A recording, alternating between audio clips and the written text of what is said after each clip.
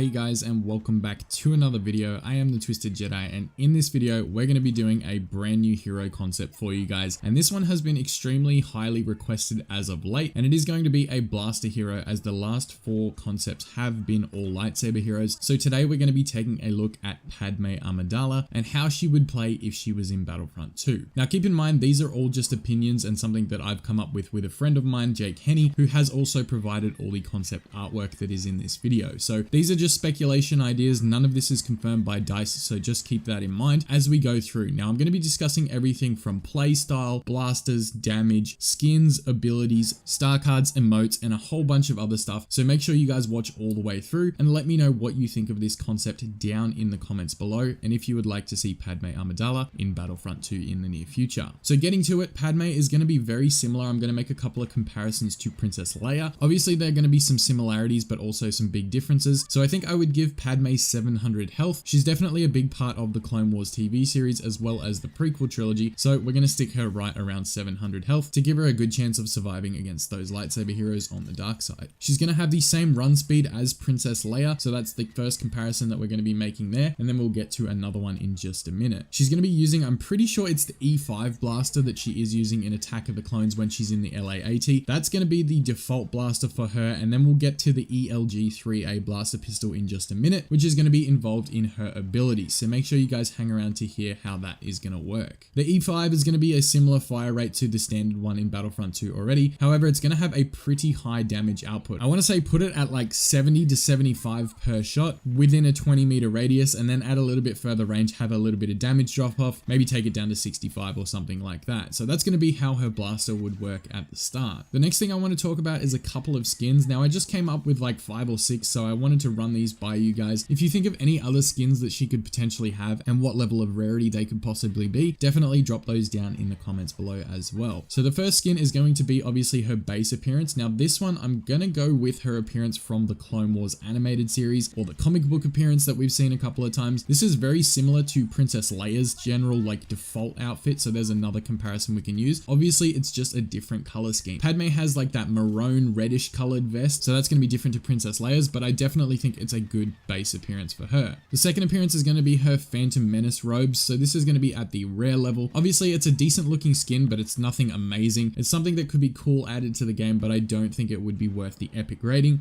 so that's why I've chucked it at rare. The third skin for Padme is going to be called the Disguise appearance. Now this is from the Phantom Menace where she's running the decoy and her ship gets blown up just after she lands. She's in a different sort of, it almost looks like a pilot outfit. It looks very similar to the captain that was flying the ship, so that's her disguise outfit. That one I would also put at rare level. The next one is going to be her standard Attack of the Clone appearance. Now this is going to be the all white outfit, the long sleeves, the midriff covered, and the scarf around her neck. I think this would be an epic level skin. It's definitely like one of her most iconic appearances, and I know a lot of people would love to see that in the game. Bouncing off this appearance though comes to the next one, and that is going to be the Attack of the Clones midriff appearance. Now you guys will remember this where she's fighting off the beast and she gets scratched right the way down her back. This one's a little bit different to the standard Attack of the Clones appearance. Obviously she's got her midriff uncovered, she's got shorter sleeves, and then she'd have the scratch marks down the back that she receives during the battle on Geonosis. Now this brings me to my last appearance, and I know a lot of people are going to like this one, but there may be a few people that think it's a bit weird to have running around the battlefront. This is going to be the Queen Amidala appearance. This is going to be in her awesome red and gold robes with the big headpiece and all that gear going on. This is going to be a legendary appearance. I think absolutely people would pay 80,000 credits just to get this and run around on the battlefront with it as Padme Amidala in her queen robes. So those are all the skins I came up with. Like I said, if you think of anything else, definitely drop it down below, but they're just a couple that I thought of off the top of my head. Now getting into abilities, this is where the interesting stuff happens. We're going to start off with the first ability, and Jake's got it on the left side with his concept art. I think this should potentially be the middle ability. It is called Padme's Decoy. Now with this, I see Padme's handmaiden being deployed to the battlefront and will be AI controlled. However, she will be dressed as Padme to confuse other enemies. So at this time, damage will still be considerable, but the health on the decoy will be quite low, possibly like 200 health points, maybe being the ability to boost it with star cards. And I think the player control should still remain with Padme. So how I see this working is you would still assume control of Padme herself, and then the decoy would be an AI running around there getting kills for you, and maybe with a low health pool so that they're not too OP and you don't have 2 Padmes running around. It's essentially just going to be a weaker version of herself, that's going to get taken out fairly quickly with 200 health, so it'd basically be on par with a heavy trooper. The second ability is going to be the L1 or left button or whatever the control is on PC, and it is going to be called Grappling Hook. This is going to work similar to Pathfinder from Apex Legends. Padme will be able to shoot a grapple and attach it to surfaces and enemies and use it to swing around the map or draw in escaping enemies. I think this is a really cool idea. Anyone that's played Apex Legends knows how fun it is to use Pathfinder and get around on that zip line, so I think the Grappling Hook is definitely a cool option for an ability, and we see her use this in the Phantom Menace as well. So definitely a cool idea by Jake there for that ability. Now obviously my descriptions here are going to be a little bit different to Jake's. These are probably just ways that I've tweaked it to think how they could work probably a little bit better or just differently in Battlefront 2, so keep that in mind as I read onto the third ability. Now the third ability is going to be called Royal Blaster, and if you guys remember before, I mentioned at the start that we would be talking about her ELG-3A blaster pistol, which is actually called the Naboo Royal Pistol, and it's presented to any of the royal people as well as some of their handmaidens on Naboo. Now reading up on this, I did a bit of research, and the description on Wikipedia says that the blaster could kill a BX commando droid in one shot, which is extremely powerful and I think a little bit too OP for Battlefront 2, because that's like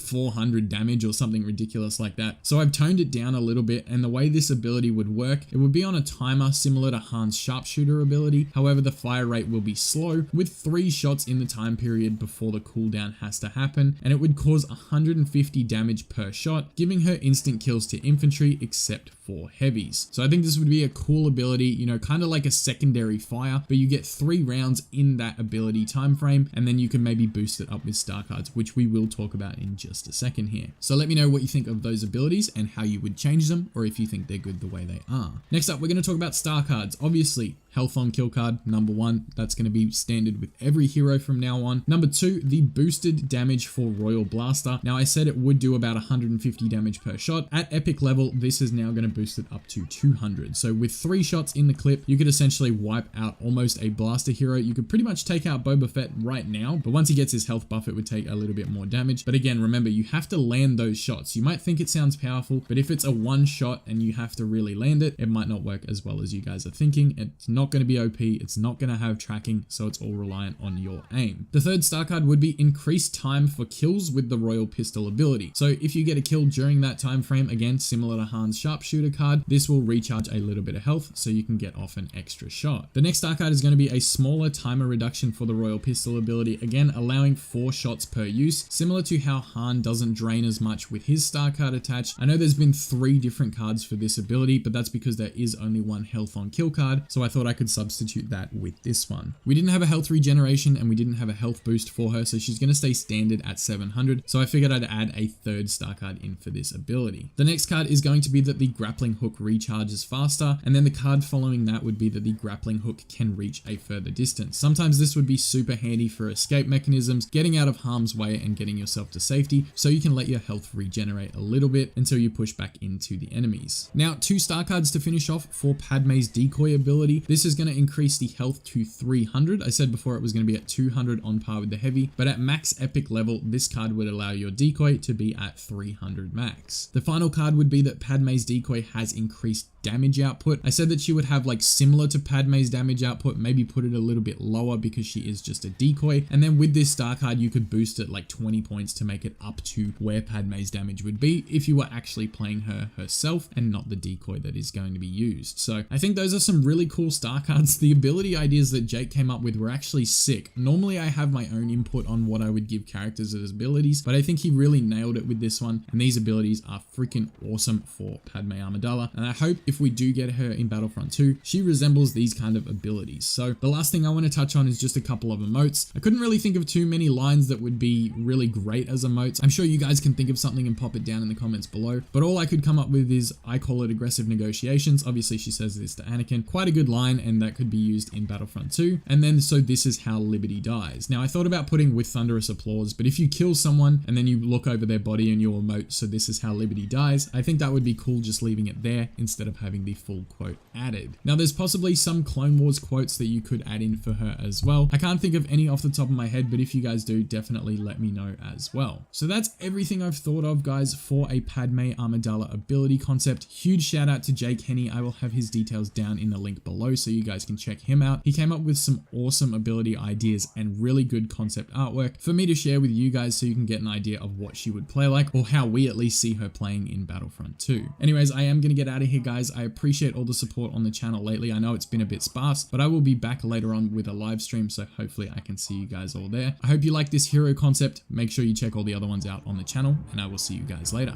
I am the Twisted Jedi, and may the Force be with you always. This